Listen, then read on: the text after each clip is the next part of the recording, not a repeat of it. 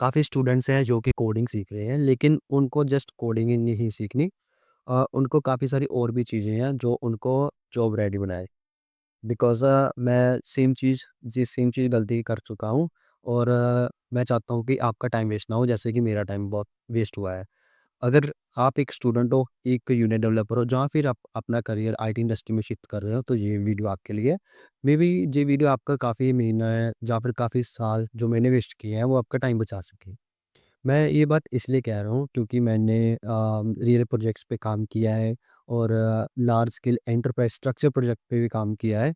तो मैंने ये रियलाइज़ किया है कि जो चीज़ें ऑनलाइन सिखाई जाती हैं और जो एक्चुअली कंपनी की डिमांड होती है, उनमें काफ़ी गैप है। मैंने देखा है कि मोस्टली जो न्यू स्टूडेंट्स जो आईटी इंडस्ट्री में आ रहे हैं या न्यू इंजीनियर्स, उनमें 3 जो गलतियाँ हैं वो कॉमन होती हैं और मैं इन 3 गलतियों को इस वीडियो में आगे आपको बताता हूँ।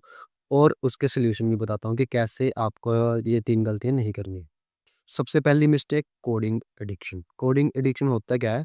जैसे कि ट्यूटोरियल्स देखना काफ़ी वो लगता है प्रोडक्टिव लगता है।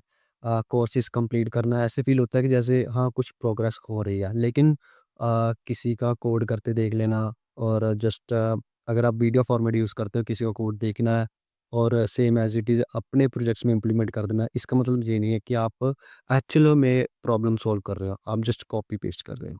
और एक और चीज़ मोस्टली सभी करते हैं कि कोर्स कंप्लीट करते हैं, सर्टिफ़िकेशन एंड सर्टिफ़िकेशन ये इंश्योर नहीं करता कि आप जॉब रेडी हो और आपको कोडिंग करती है और आप प्रॉब्लम सॉल्व कर सकते हो।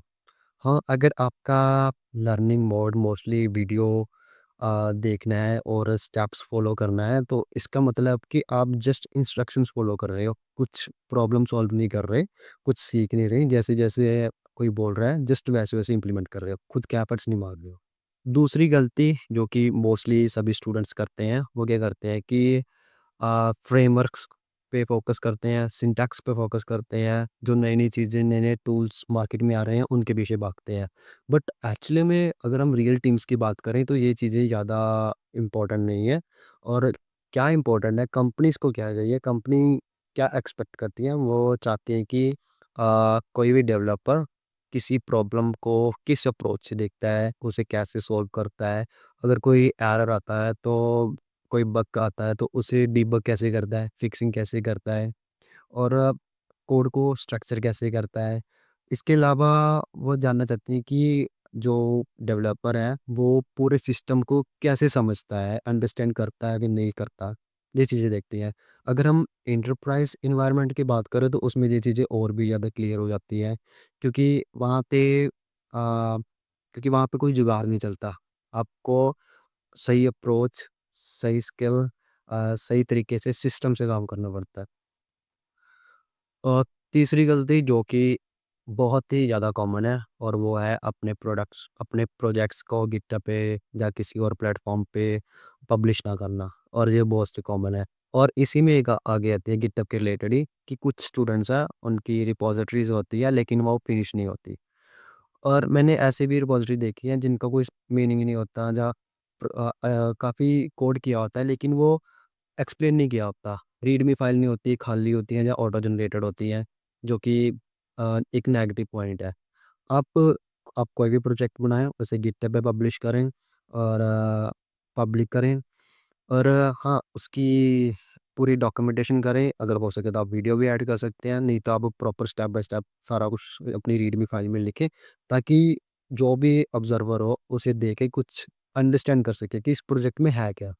और क्या अप्रोच यूज़ की है, क्या-क्या यूज़ किया गया है। कुछ और भी सॉल्यूशंस हैं, मैं ऐड ऑन करना चाहता हूँ इस वीडियो में और वो है कि आप एक प्रोजेक्ट बनाओ जो कि सीरियस प्रोजेक्ट हो, ना कि काफ़ी सारी डेमो ऐप्स हो और क्लोन हो। एक सीरियस प्रोजेक्ट हो जो कि एक्चुअल में रियल लाइफ़ प्रॉब्लम सॉल्व कर रहा हो। उसके अलावा दूसरा आप उस प्रोजेक्ट को डॉक्यूमेंट करो और रीडमी फाइल बनाओ, उसमें सारा कुछ लिखो, क्या-क्या अप्रोच यूज़ किया आपने। हो सकता तो आप एक वीडियो भी ऐड ऑन कर सकते हो अपने रैपो में। इसके अलावा तीसरा मैं कहना चाहता हूँ कि आप प्रोजेक्ट को एक्सप्लेन करना सीखें।